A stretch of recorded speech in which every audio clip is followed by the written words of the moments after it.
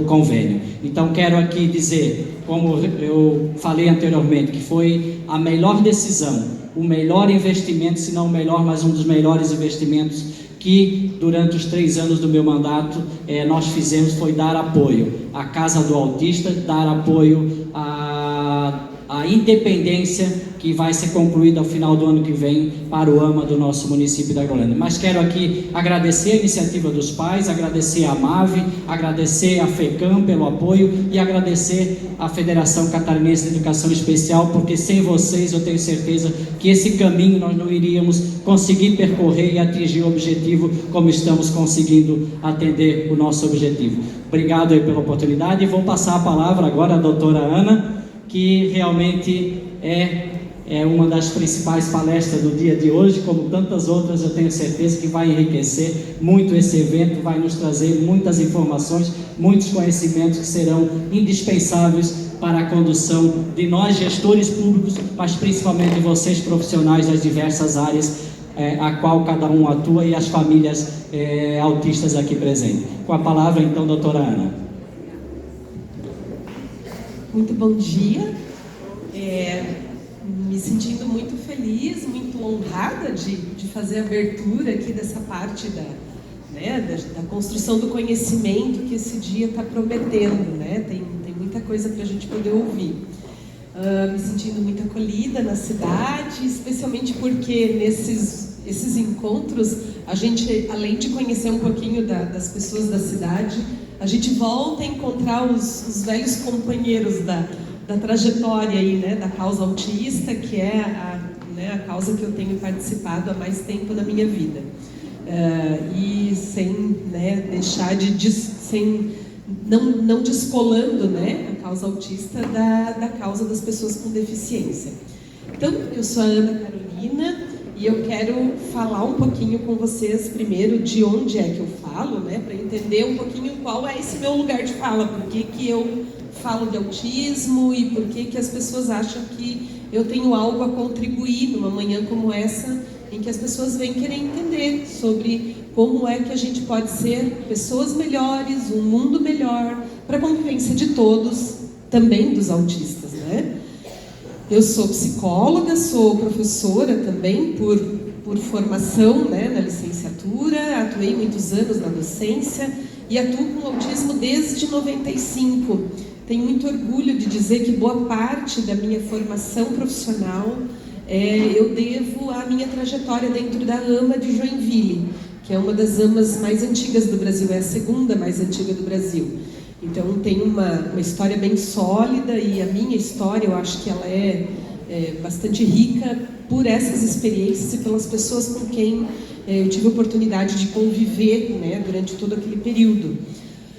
E nessa minha trajetória de me formar psicóloga, né, fui professora primeiro, depois psicóloga e fui fazer carreira acadêmica também, fiz mestrado, fiz doutorado, e hoje atuo principalmente com a psicologia clínica. Então minha atuação como psicóloga é a partir da minha experiência de consultório. Eu digo que é a partir porque a gente, como psicóloga, e eu principalmente que trabalho com análise do comportamento, a gente nunca trabalha dentro do consultório apenas, a gente está indo nos contextos onde os comportamentos estão acontecendo, né? Meus principais referenciais de estudo são psicologia do desenvolvimento, porque quando a gente fala de autismo, a gente tem que considerar que a gente está falando de uma pessoa que tem um desenvolvimento atípico. Então, a psicologia do desenvolvimento é uma disciplina da psicologia, é uma área de conhecimento da psicologia que vai se debruçar sobre a compreensão de como os humanos se desenvolvem. E aí a gente tem boas teorias para explicar desenvolvimento típico e alguns teóricos tentando entender como que a gente aplica esses princípios gerais do desenvolvimento típico humano também, né, na experiência de vida de pessoas que têm um desenvolvimento atípico. Outra área de estudo minha é a psicologia comportamental. Eu, como comecei como professora e como psicóloga atuando na intervenção, principalmente intervenção precoce, eu trabalho com processos de desenvolvimento humano. Para trabalhar com desenvolvimento humano, a gente atua na aprendizagem das pessoas, porque é aprendendo que a gente desenvolve. Então, a psicologia comportamental, a ciência do comportamento, ela é uma ciência que dá boas ferramentas cognitivas para a gente poder pensar as estratégias de intervenção nos processos de aprendizagem de pessoas autistas.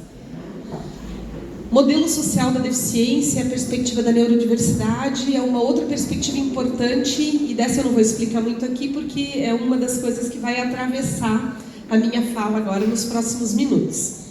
Quem quer me conhecer um pouquinho melhor e quiser me acompanhar nos meus canais de divulgação, eu tenho meu perfil profissional, pessoal/profissional, que é o Psico Ana Wolff no Instagram, e o Mediacam, Mediação Psico, que é o meu perfil institucional, que é da clínica onde eu trabalho. Tá? Então, Psico Ana Wolff, eu convido vocês a seguir, porque é um perfil que eu tenho divulgado quase que diariamente conteúdo, né, sobre autismo, e me proponho lá dialogar com as pessoas. Tento ser responsiva às mensagens que chegam, às vezes não sou tão rápida quanto as pessoas talvez gostariam, mas eu procuro responder sempre. Além de publicações de artigos científicos, tem esses 2 livros também que a gente publicou por último agora. O primeiro, Autismo, é um guia para pais e professores, pais, famílias e professores. Ele é um livro que foi publicado em 2019 e eu, junto com outras pessoas, somos autores, todos moradores, na época, moradores de Joinville, cada um com uma perspectiva de convívio, né, com pessoas autistas. Eu, psicóloga, tem neuropediatra, tem um casal de pais que fala ali também, então um capítulo para cada um desses ângulos. E o programa Mediação, que é a minha última publicação, esse é o programa que, na verdade, eu desenvolvi no meu percurso de doutorado, principalmente quem se interessa por intervenção precoce, sejam famílias que têm crianças ainda na primeira infância, ou profissionais, né, ou professores de educação infantil, profissionais clínicos que atuam com intervenção precoce. O programa Mediação pode ser uma referência interessante para vocês aprenderem, tanto questões de ordem teórica como metodologia também de aplicação do programa. Bom, eu vim aqui com uma proposta de falar sobre autismo nos diferentes contextos da vida. Esse foi o título que eu recebi. Então, eu tentei organizar aqui uma fala, né, sobre isso. A minha intenção é eu fazer a explanação e depois, se o tempo permitir, a gente pode abrir para alguma troca também, se vocês desejarem, tá? Falando de autismo nos diferentes contextos da vida, eu vou desmembrando, então, esse título, falando primeiro do autismo. Eu pressuponho que a maioria de vocês aqui já tem alguma ideia mínima sobre autismo, quando não bastante conhecimento sobre autismo. Mas a gente precisa colocar as pessoas na mesma página do livro aqui para a gente poder seguir, né, o entendimentos a respeito do autismo. Então, uma primeira coisa que eu acho que é importante a gente entender é que a condição do autismo é uma condição inata. Ninguém se torna autista, ninguém fica autista. O autismo não se contamina, o autismo não se pega, né? Ninguém contrai o autismo. O autismo é uma condição inata e hoje já se sabe que genética, né? Mais de 90% do fator explicativo do autismo em uma pessoa autista é genética. Não é que mais de 90% das pessoas autistas têm uma genética, não. Cada pessoa autista tem o seu autismo explicado, no mínimo 90% do autismo que está em cada pessoa autista é genético. Esse é o 90% ali que a gente tem. Não é que 90% das pessoas autistas são por genética. Todos são. O que se quer dizer é que o autismo a origem do autismo é polifatorial. Isso significa que é mais de um fator combinado, possivelmente fatores genéticos e ambientais, mas ainda assim, dos fatores genéticos e ambientais combinados em cada pessoa autista que existe, 90% deles são genéticos. Os outros, menos de 10%, outras condições que provavelmente propiciaram, fortaleceram ali a manifestação, a expressão de uma condição, de um fenótipo autista nessa pessoa. E aí a gente pode considerar a questão de prematuridade, interação medicamentosa no período gestacional, idade, do pai, né? Hoje a gente sabe que esse é um fator também que pode aumentar ou diminuir a chance de ter um filho autista. Então tem diferentes fatores ali, questão de agrotóxicos também é uma informação que hoje a gente sabe que já tem alguma interferência, né, na condição ambiental para o autismo existir. O autismo é uma condição heterogênea. Quem conhece um autista, conhece um autista, não conhece o autismo.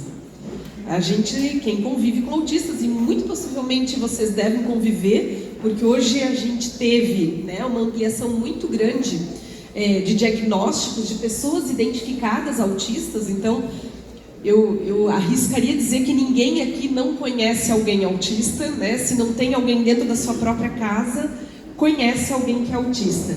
E muito possível vocês conhecem mais de um autista e já perceberam que não tem nenhum igual ao outro, são todos muito diferentes. Essa questão genética também, e aí volta para cá, né? Quando a gente fala que a determinação é genética, a gente também não está necessariamente falando de hereditariedade direta. A gente também tem aspectos mutacionais e raramente o autismo é monogênico. Ou seja, raramente provavelmente não é um único gene que vai produzir um fenótipo autista.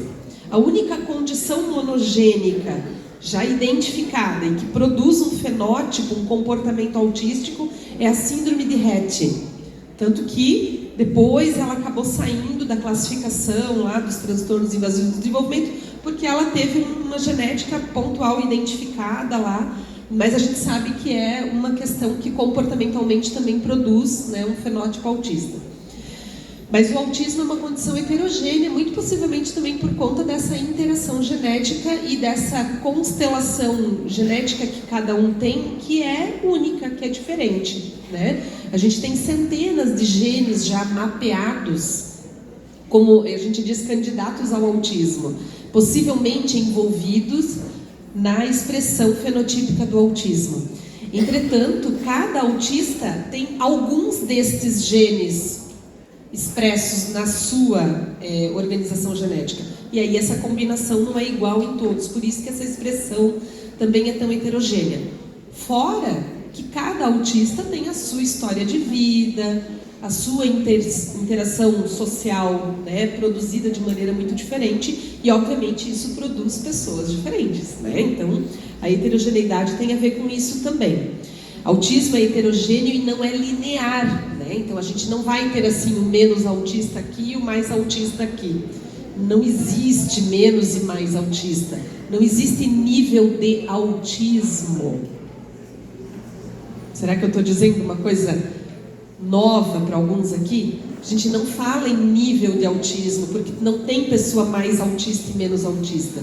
O que a gente tem é nível de suporte. Daqui a pouquinho eu vou explicar um pouco outras coisas e aí isso vai fazer mais sentido. O autismo é uma condição para a vida toda, porque o autismo é uma condição da pessoa, uma característica dela. Ninguém deixa de ser autista, assim como ninguém se torna autista, ninguém deixa de ser autista. Ele faz parte da construção daquela pessoa. E assim como todas as pessoas, nós mudamos ao longo do nosso ciclo vital. Crianças autistas podem ter expressões comportamentais de uma maneira, na adolescência de outra e na vida adulta de outra. Isso também explicaria por que muitas pessoas adultas, quando têm filhos, e esse filho recebe o diagnóstico de autismo, olha para esse filho e diz: mas isso tudo que vocês estão explicando que é chamado de autismo nele, eu tenho essas características também. Mas eu não era assim como ele na infância, ou pelo menos ninguém me percebia dessa maneira. Mas eu percebo que eu também tenho essas características, essa hipersensibilidade auditiva, essa dificuldade para me sentir bem e para entender as pistas sociais. E aí a gente vai percebendo que, na verdade, as manifestações comportamentais que aquele adulto teve lá na infância, na adolescência, não foram percebidas pelos outros como diferentes, como estranhas. Na vida adulta, ele começa a entender essa categoria ali né, das características do autismo e percebe que ele faz parte desse grupo e ele se reconhece autista, né? Então muda ao longo do tempo, não porque ele se tornou autista na vida adulta, mas porque ele descobriu. E eu só gostaria de fazer uma pergunta bem rápida. Quem aqui é professor de sala de aula? Que está atuando em sala de aula? Quem atua na assistência social com crianças, lá no CRAS ou no CRES, que lida diretamente ou com as famílias? Na saúde, atendentes, SF? E quem é gestor de algum desses setores? Gestor, gestora? Ótimo. É bom para a gente identificar as pessoas e tentar fazer aí um diálogo. Então, minha proposta, por ser professora, minha proposta didática, bem rápida, é dizer para vocês o porquê que eu me envolvo tanto nessa temática. Por dois grandes motivos. Estão aqui, ó. Marinês, é culpa disso, e Mônica também. Porque ambas, de alguma forma, a vida permitiu que a gente cruzasse em algum caminho de formação acadêmica. Mônica na especialização e Marinês agora no doutoramento. Então eu tive a felicidade de encontrar pessoas sensíveis à temática, porque além da prática da nossa vida cotidiana, a gente precisa produzir conhecimento a partir das nossas vivências empíricas, que elas vão se tornar um conhecimento válido, um conhecimento que eu considero valioso. Então, falar um pouquinho de autismo na educação é pensar essa troca entre o que a gente vive e particularmente o que a gente produz com aquilo que a gente vive. Primeiro no âmbito pessoal e posteriormente no âmbito profissional. As coisas nunca acontecem de forma separada. Em qualquer nível de formação, em primeiro lugar, eu sempre digo que forma a pessoa, gente, porque consequentemente forma o profissional. Então, quem é a Cleia? Eu sou professora há 32 anos, 24 anos atuei na educação básica, então todas as etapas da educação básica eu tive a oportunidade de atuar, educação infantil, ensino fundamental e médio, e estou no momento no ensino superior que forma professor. E a minha formação é licenciatura em educação especial, então eu sou licenciada na área da educação especial. Dos meus 24 anos da educação básica, 20 foi trabalhar com estudantes com deficiência. Os anos acadêmicos que eu estudei me fortaleceram para persistir os estudos e entender essa relação entre políticas educacionais de educação, inclusive a educação especial, e as práticas. Porque as prescrições políticas que regulam os decretos, as resoluções, pareceres, portarias, normativas, nota técnica, a Giane falava disso na revisão dos documentos, que é tão importante, porque a produção da política, ela é cíclica. Por que ela é cíclica? Nós temos aí a política de 2008, que é da educação especial, nessa perspectiva da educação inclusiva, que ela apontava, né, esse sujeito, esse indivíduo, essa pessoa autista, dentro de um outro conjunto de sujeitos público da educação especial. Entretanto, em 2012, teve uma lei que alterou a LDB para reconhecer esse sujeito de direito que, infelizmente, por um movimento das famílias, gestores públicos, fizeram com que instituísse uma legislação que alterasse a LDB, né, que reconhece esse sujeito como deficiência a título de garantir o que é um direito fundamental, meu, seu e de qualquer pessoa. Porque o artigo 205 da nossa Carta Magna diz: a educação é para todos. Então é deste lugar que eu vou falar. E precisamos falar porque muitos ainda, infelizmente, não atingem as expectativas esperadas no âmbito da educação inclusiva. Então é deste lugar que a gente vai estar falando. E para início de conversa, então, eu quero trazer aqui Antoine de Saint-Exupéry, em O Pequeno Príncipe, que diz assim: a gente corre o risco de chorar um pouco quando se deixa cativar. Eu amo literatura e por isso eu busquei a formação em letras por causa da literatura.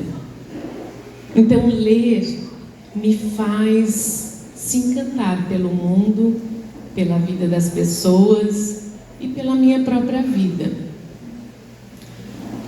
E só é possível a gente entrar na vida das pessoas quando a cativamos.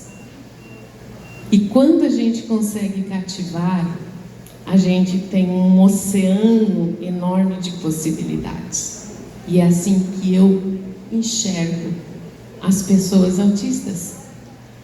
Um oceano de possibilidades. Eu vou restringir a minha fala mais para este sujeito, porque é um tema que está mobilizando esse grande encontro.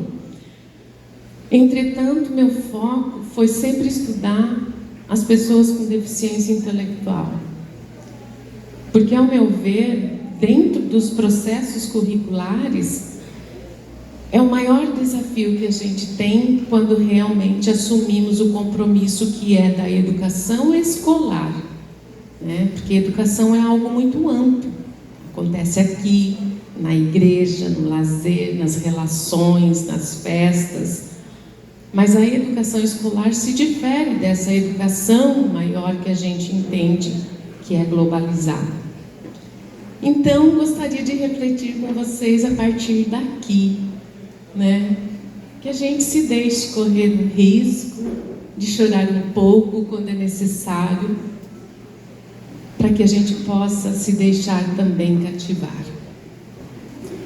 E é deste lugar que a educação inclusiva ganha um status político no mundo desde a década de 90, porque precisamos garantir alguns direitos que esses sujeitos ficaram à margem. E eu tomo esta discussão a partir dos Objetivos de Desenvolvimento Sustentável, que é um compromisso que é meu e é de vocês, de todas as pessoas. A partir da meta 4, nós temos a educação de qualidade prevista na Agenda 2030, que visa assegurar a educação inclusiva e equitativa, de qualidade, e promover as oportunidades de aprendizagens ao longo da vida para todas as pessoas. Como professora de português, eu diria para todas as pessoas e não para todos. Então é importante eu destacar aqui a questão da educação inclusiva e equitativa. O que é equidade? O que é equidade? Quem se arrisca aqui dizer o que é equidade? Vamos lá.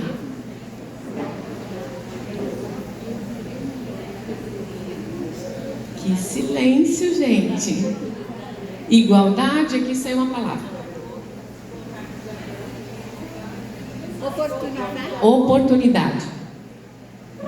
Que mais? Qualidade? Oportunidade é uma necessidade. Bem, gente, avaliem o que isso significa para nós profissionais desses setores que aqui estão presentes. É o nosso trabalho educativo de forma mais ampla, mas a equidade ainda não garante o direito de todas as pessoas na sua completude. Porque se eu falar com vocês sobre equidade, igualdade, eu preciso entender que quando o termo, o nome igualdade entra nesse conjunto de políticas de educação, eu tenho que refletir de que igualdade eu estou falando. Porque se eu pensar como professora, que eu tenho também aluna autista no curso de pedagogia, e se eu planejar igualzinho para todos os alunos da turma em que a minha aluna está, eu a excluo. Então, a equidade dentro desse processo de reflexão e compromisso que temos com a educação de qualidade é buscar superar a marginalização que esses sujeitos mais vulneráveis educacionalmente, para não falar de tantas outras questões que envolvem educacionalmente, equiparar as ausências, as falhas, as lacunas e as nossas dificuldades, como foi dito anteriormente, não é? Então, a educação inclusiva é um compromisso de toda a gente, de todos os povos, dos países que são signatários. E quando a gente fala de educação inclusiva, não tem como nós não falarmos de diversidade. Um exercício bem rápido. Olhem para a direita, para a esquerda, para frente, para trás. Observe o colega, a colega que está do lado. 10 segundos, vamos lá.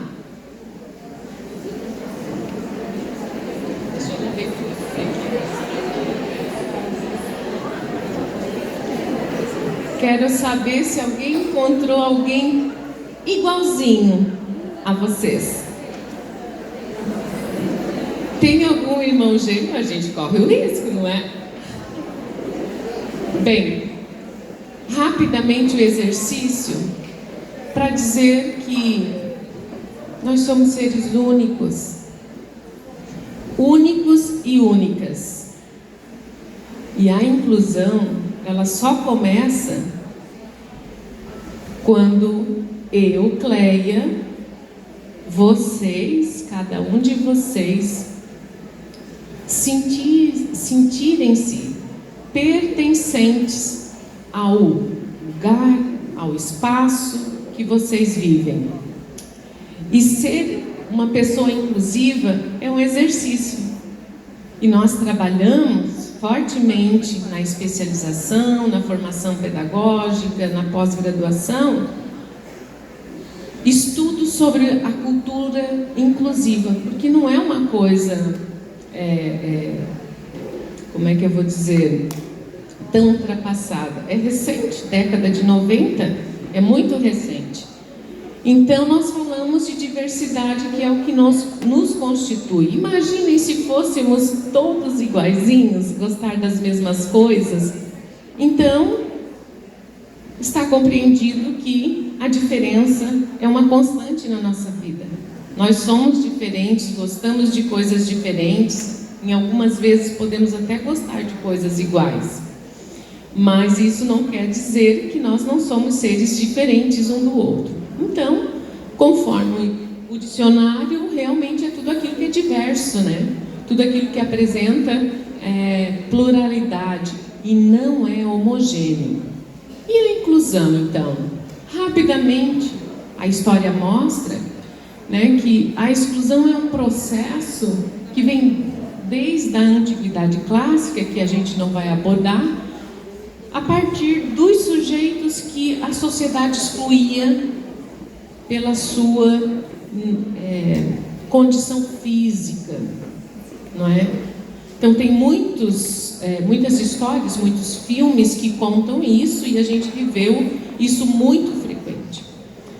Na década de 70, 80, a Giane vai ajudar a lembrar, porque eu vivenciei uma experiência linda. Também trabalhei na APAE de Braço do Norte por 5 anos. E foi este lugar que me tocou profundamente a paixão pela educação especial. Então, nessa década, as APAEs faziam e continuam fazendo um papel importante na sociedade brasileira e, por que não dizer, em Santa Catarina.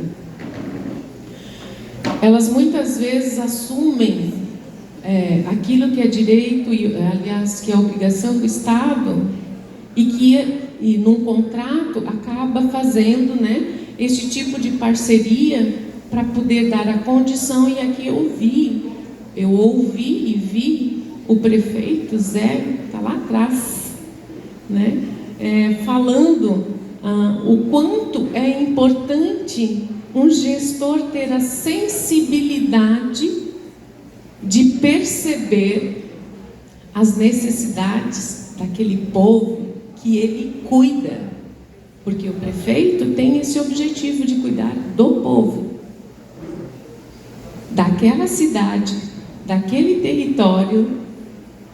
E vejam o quanto impacta a vida de um ser humano quando um gestor público se deixa, com a razão e com a emoção, criar possibilidades de acesso para todas as pessoas, e em particular para as pessoas autistas.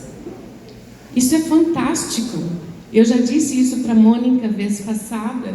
Assim, fico muito feliz de que isso possa se multiplicar e multiplicar e multiplicar por Santa Catarina afora, Brasil afora.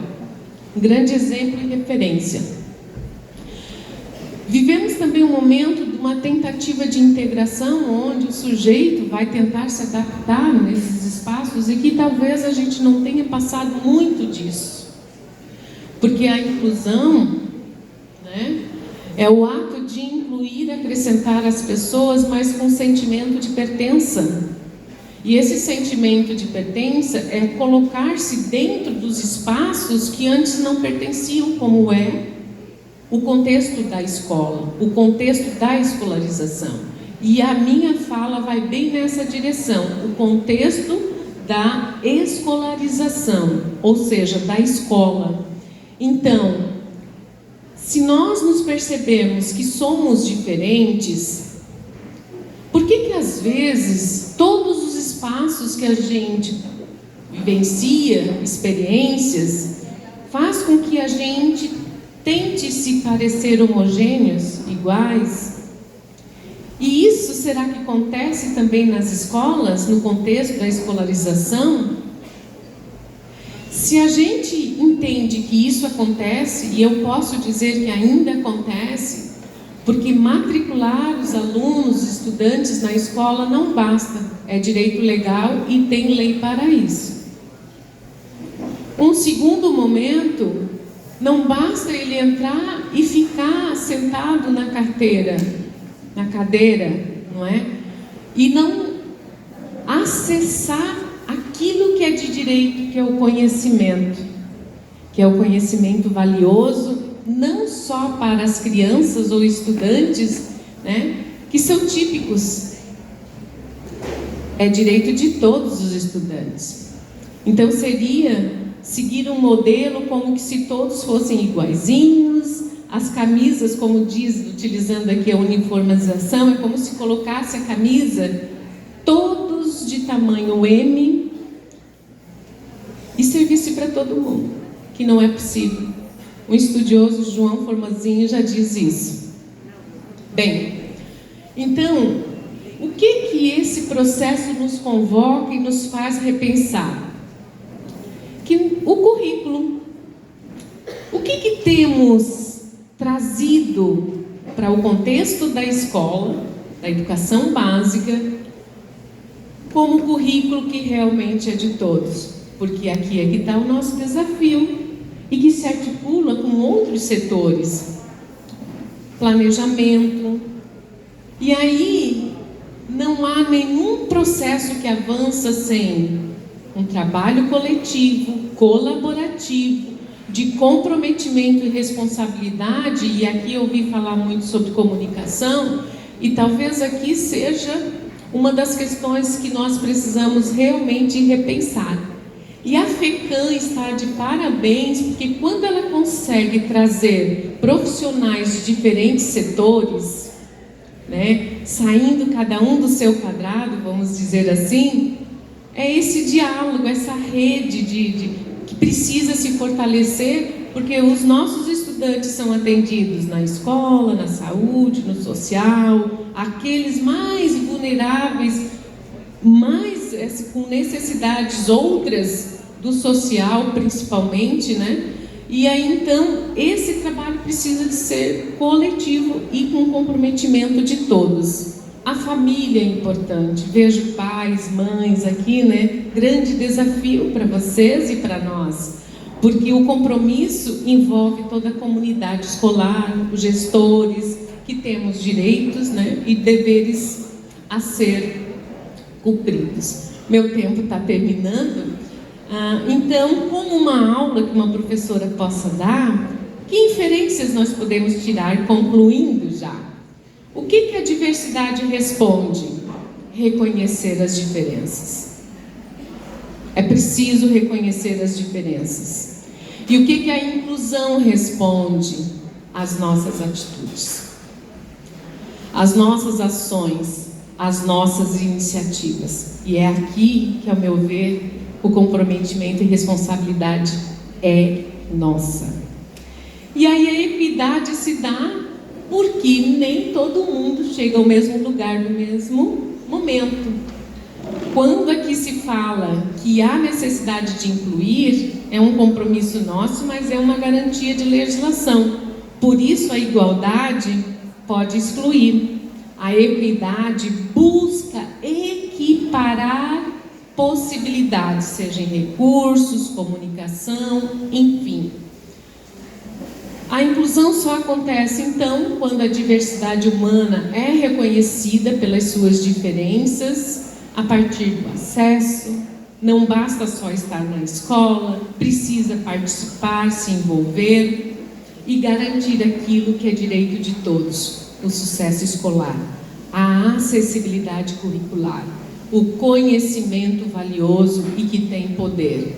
Por fim, quero deixar aqui a mensagem, ainda seguindo o Pequeno Príncipe, que tu te tornas eternamente responsável por aquilo que te cativas.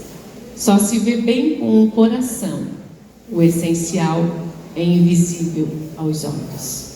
Fecho aqui a minha fala, agradecendo a oportunidade e continuamos conversando.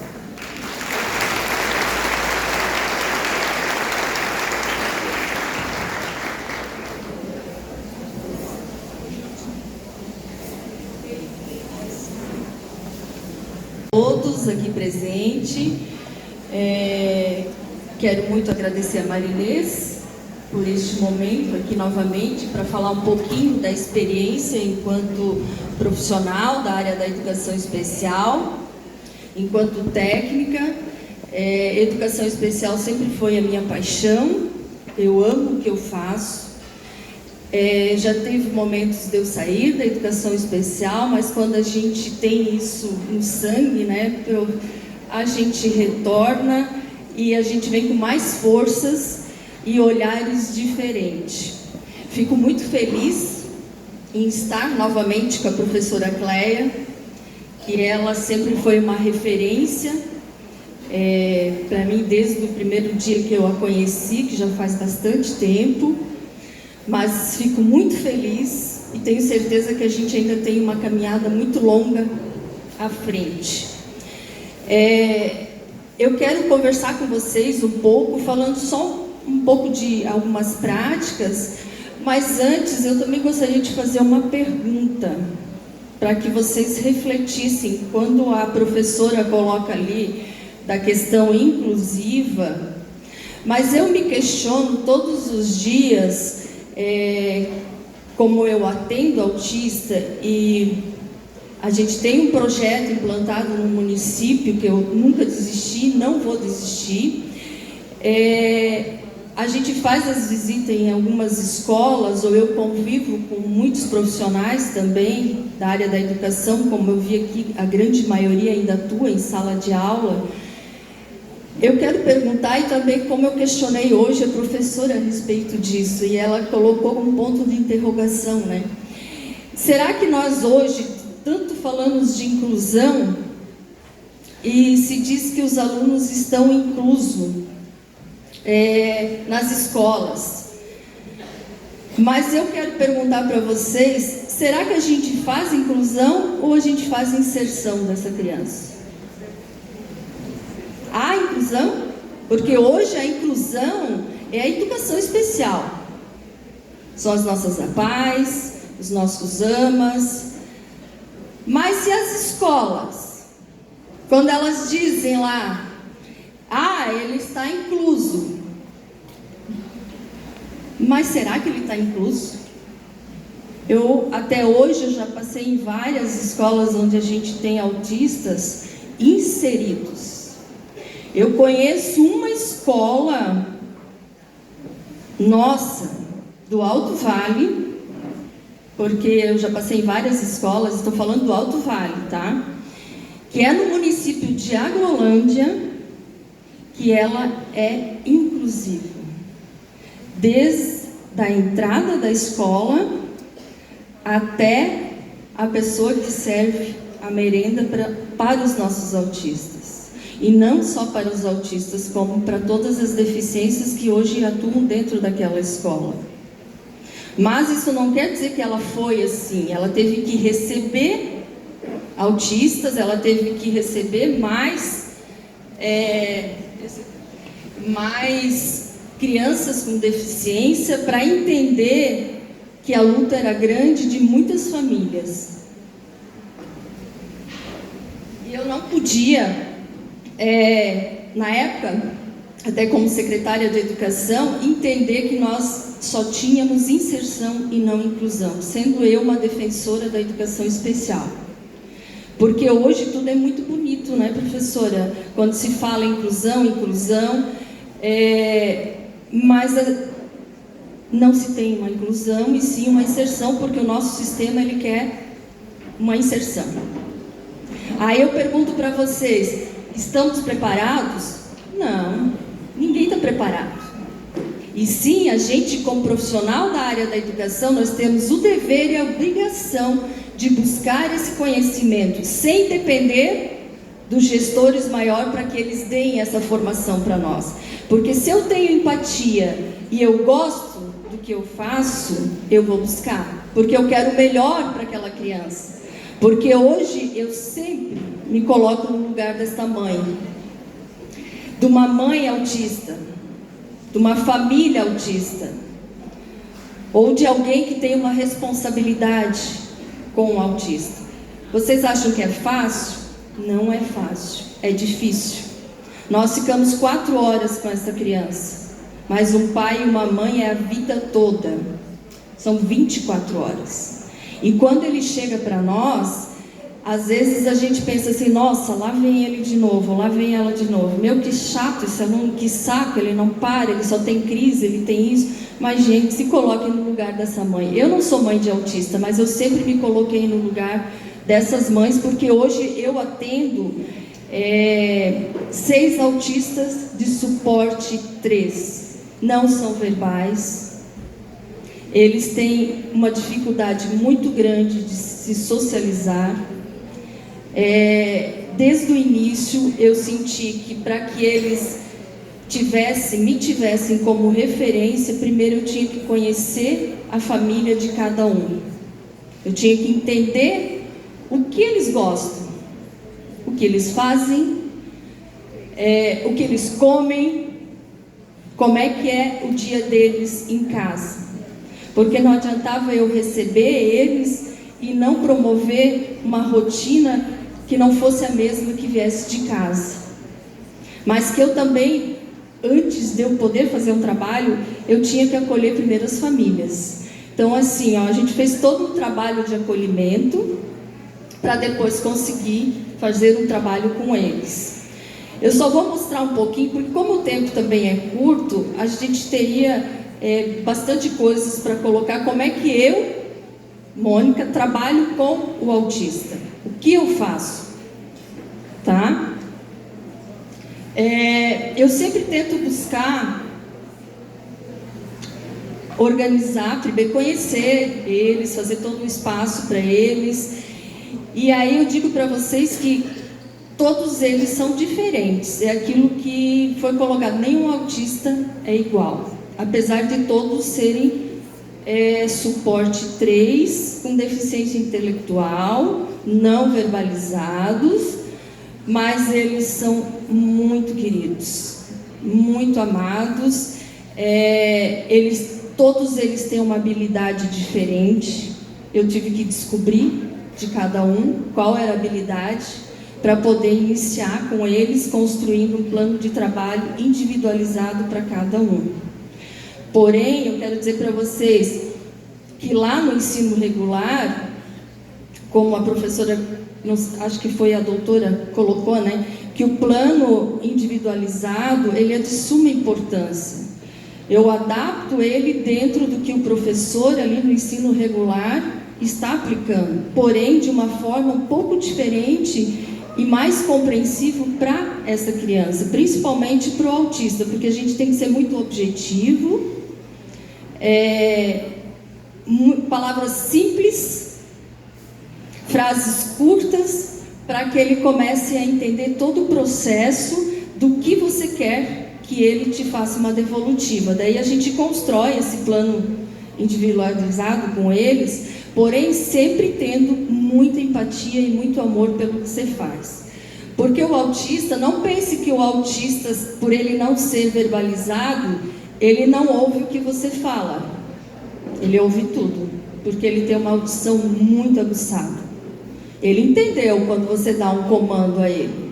Ele não te dá uma devolutiva verbal, mas ele sabe certinho se você está gostando dele ali ou se ele está te incomodando naquele momento. E isso eu sei que acontece muito no ensino regular, porque nós temos crianças de suporte 3, não verbal, no ensino regular também.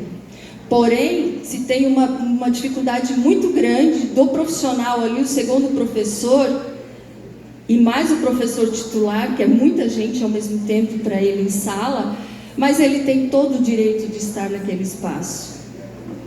E por que não ser uma escola inclusiva? E por que não adaptar essa criança ali junto com a comunidade da escola?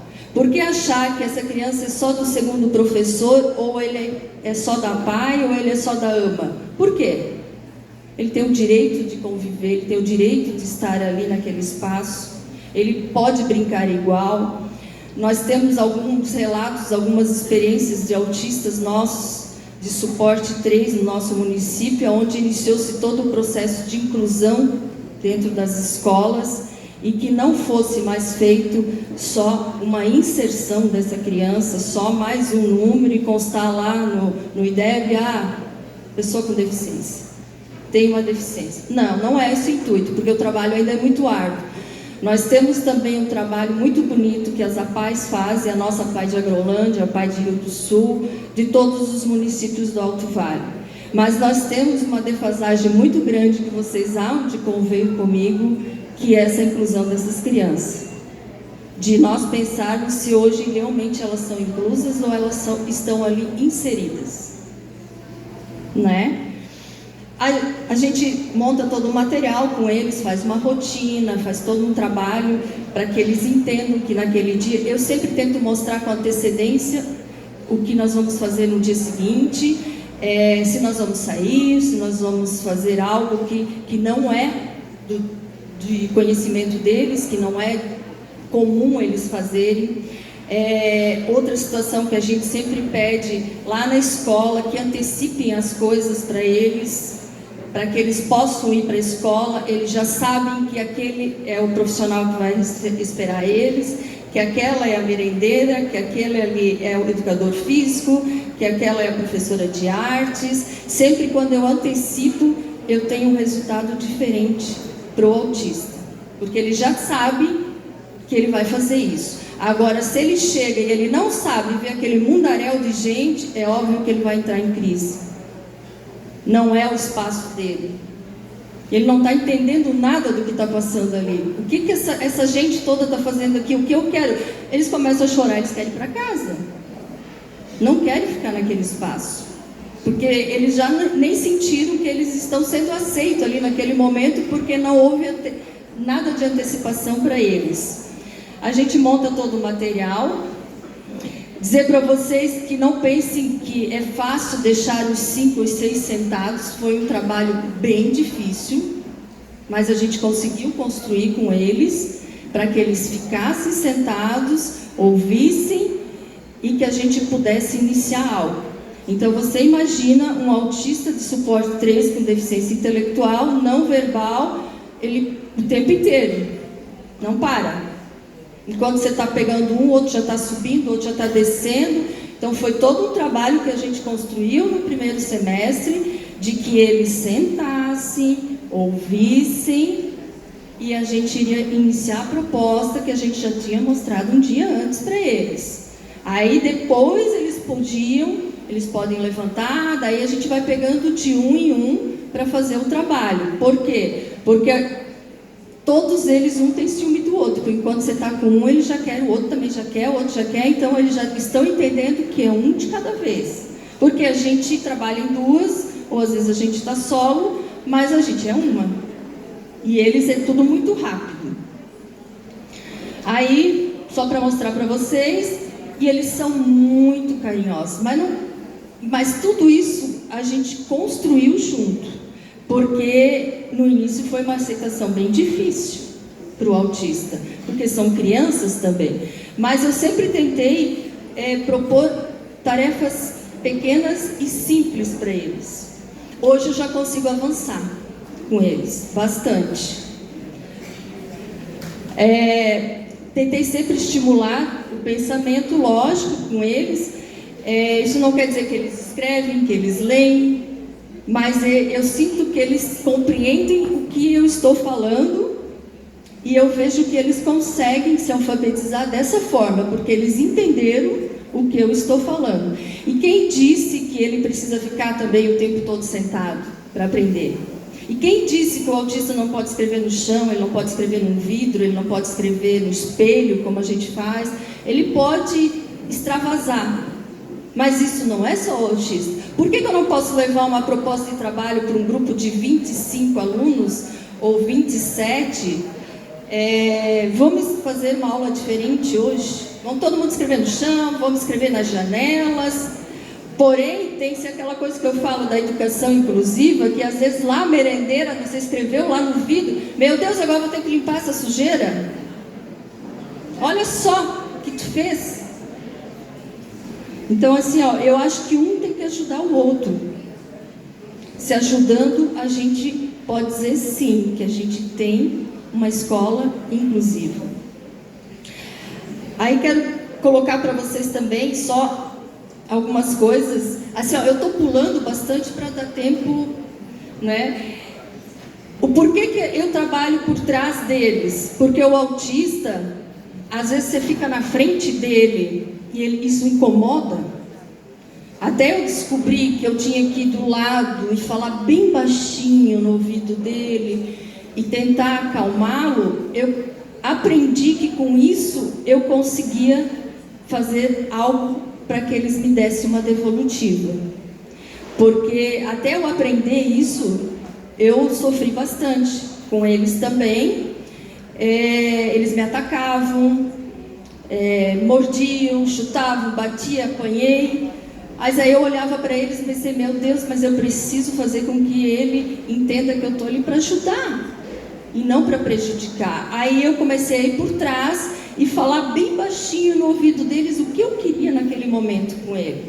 E hoje eu vejo assim que ele já senta e já fica olhando assim para trás, para ver se eu já venho do ladinho, e espera e faz assim, ó, fala bem baixinho. Mas isso é uma coisa que eu construí com eles, isso não quer dizer que todos vão fazer isso. Este grupo eu construí isso, de falar bem baixo.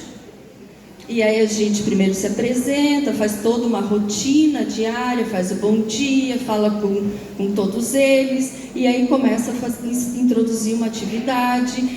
Eu sempre digo para eles que a gente não vai ficar a manhã inteira sentado, mas naquele momento eu queria que eles aceitassem que a gente ia produzir algo que era para eles, e que isso era muito gratificante tanto para eles quanto para mim, quanto para a família deles, para que eles conseguissem produzir algo, mas sempre de escolha deles, nunca algo imposto meu. Eles é que escolhiam e a gente tentava mediar junto a eles, porque naquele momento eu via que eu tinha que mediar e fazer do jeito que eu entendia que eles poderiam me dar a devolutiva. Não era eu fazer, e sim eles fazer. Ali algumas imagens, né, de atendimento, né, o que eles fazem. Eram autistas muito que não pegavam nada na mão, eles não seguravam, tudo que você colocava eles já faziam assim. Hoje eu já consigo trabalhar com eles já pegam, eles escolhem a tinta, eles escolhem a cor, eles fazem os jogos, eles que escolhem, e aí a gente faz um trabalho. E eles olham no final para mim e batem palma, diz, consegui. É a palavra que sai, consegui. Então, você imagina a felicidade e a alegria até de uma mãe, quando ela chega e vê que o filho dela disse, consegui. Aí elas até me questionaram, nossa, eles chegam em casa e qualquer coisa que a gente fala, consegui, consegui, consegui. Então, por quê? Porque cada vez que eles conseguiam algo, eu dizia assim, conseguiu, parabéns, e gravou, conseguiu. Materiais estruturados que a gente usa, e aí, quero dizer para vocês que o trabalho com autista, ele é gratificante, mas é aquilo que eu já disse hoje para a Marinês e para a professora Cleia, a gente tem que ter empatia, a gente tem que amar o que faz, a gente tem que gostar de pessoas, isso é como política. Se um político não gosta de pessoas, ele não pode entrar na política. Se um professor não gosta de criança, ele jamais deve estar ali. Ele tem que procurar um outro espaço, mas a gente tem que amar essas crianças e receber elas todas iguais, como todos. Não só porque ele é um autista eu vou receber ele diferente. Eu vou falar bem rapidinho, não só apresentar para vocês, ainda tenho tempo, porque eu falei muito rápido, mas a gente pode... Hoje à tarde nós vamos ter um relato de uma mãe, ela pode falar bastante da dificuldade que ela teve da inserção do filho dela, que hoje é incluído, ela não é mais inserido, e sim ele é incluído dentro da escola, e não só ele, como todos os nossos autistas do município de Agrolândia, eles estão incluídos, eles não estão inseridos. Todas as escolas da rede municipal, elas são inclusivas, e o AMA de Agrolândia, a Casa do Autista, ela está para dar um suporte junto a essas escolas, a essas famílias, e as pessoas, inclusive os profissionais da educação, que queiram conhecer de que forma é feito esse trabalho dentro do município. Casa do Autista, como o prefeito colocou, a gente iniciou na época, mas já em seguida tínhamos que transformar em uma entidade para que ela fosse feito um trabalho terapêutico e clínico, e não só pedagógico, porque o pedagógico a gente faz na escola, né? E não é isso que o autista precisa, ele precisa de terapias. Então, pensou-se nisso e a gente iniciou esse trabalho. Ela foi fundada na época, né, todo bem árduo assim, o trabalho, porque até consegui entender o que era uma AMA, o que era uma associação, como tinha que construir ela. A gente iniciou na época, quando foi iniciado como Casa do Autista, era uma psicopedagoga e uma psicóloga. Mas a gente entendia que não era esse o trabalho. Estava muito parecido com o AE, uma sala de AE. Sala de AE, atendimento especializado, as APAES têm e as escolas têm. Mas terapia não.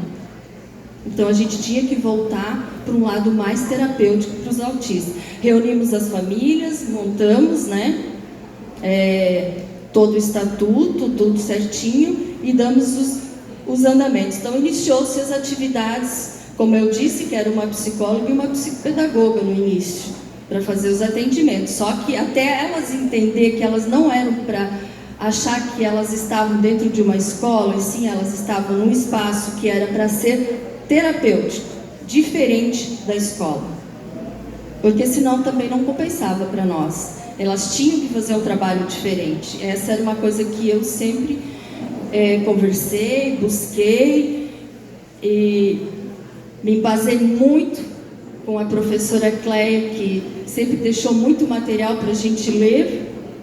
Buscamos, né, como é que funciona uma AMA realmente, mas que não fosse um trabalho que também afetasse alguma outra instituição, e sim que fosse um trabalho realmente voltado só para o autismo. Ali vocês podem ver as crianças, né? São todas autistas. Na época a gente iniciou com... Isso foi no início, né? Que era uma, como eu coloquei para vocês, que era uma psicopedagoga e uma psicóloga. Aí a gente aumentou. O município cedeu 4 profissionais dentro da área da psicopedagogia, uma coordenadora e uma psicóloga que veio da saúde para nós também. Aí o educador físico, fisioterapeuta, nutricionista e estagiário. E ali foi crescendo, hoje já é maior, tá?